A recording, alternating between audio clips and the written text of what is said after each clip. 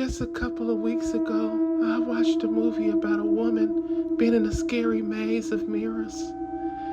How did I end up in this same situation as the woman in the movie? Well, here's my story. Started innocently enough, a swipe to the right. Vanessa has spent the last 3 New Year's Eves alone, watching fireworks from her apartment window. This year, she decided to change that. His profile caught her eye. Charming, adventurer, lover of mystery. Let's make the last night of the year unforgettable. His name was Julian, and his picture oozed confidence, rugged, stubbled, piercing blue eyes, and a teasing smirk.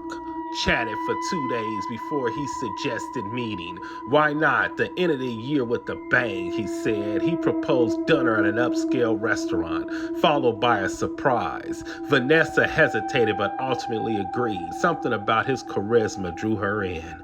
Dinner was perfect. Julian was charming, attentive, and funny. He ordered a bottle of champagne to toast to a new beginnings and talked about his love of thrillers and puzzles. Vanessa found herself laughing, leaning closer, captivated by his energy. After dessert, he leaned in and whispered, "The night's not over. I have something special planned. Something real special."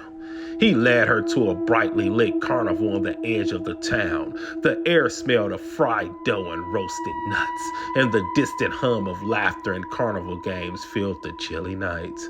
Vanessa was thrilled. "This is perfect," she said, clutching his arm. Julian grinned. "The best babe is yet to come." They wandered through the carnival, playing games and riding a Ferris wheel. Then he stopped in front of the large tent with the sign, "Maze of Mirrors. Lose yourself." "Shall we?" he asked, holding the flap open for her. The maze was dazzling at first. Mirrors stretched in all directions, distorting their reflections into the funhouse shapes. Vanessa giggled as she lost sight of Julian and tried to navigate the shimmering labyrinth.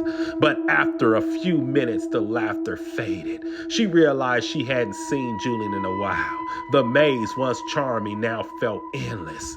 "Julian!" she called out, her voice echoing eerily. Then she heard him, a whisper low and menacing. "You have until midnight to escape, Vanessa. If you don't, well, let's just say you won't see the new year." Her heart froze. "What are you talking about?" Suddenly, his reflection appeared in every mirror, wearing a grotesque mask, a distorted, grinning face with hollow eyes. He laughed, the sound reverberating through the maze. "I'm giving you a head start, bitch. Run," he said. "Run!" Panic surged through her. Vanessa bolted, her heels clacking against the polished floor. Every turn seemed to lead her back to the same place. His laughter followed her, growing louder and more unhinged. "You're doing great! You're doing great!" he taunted. "But time's ticking." Nessa stumbled into a dead end, her own terrified reflection staring back at her. She could see his mask figured in the distance, moving closer. Desperation clawed in her throat as she frantically searched for a way out. Her hands brushed against something cold, a shard of broken glass from one of the mirrors. She gripped it tightly, her mind racing. If she couldn't escape him, she would have to fight.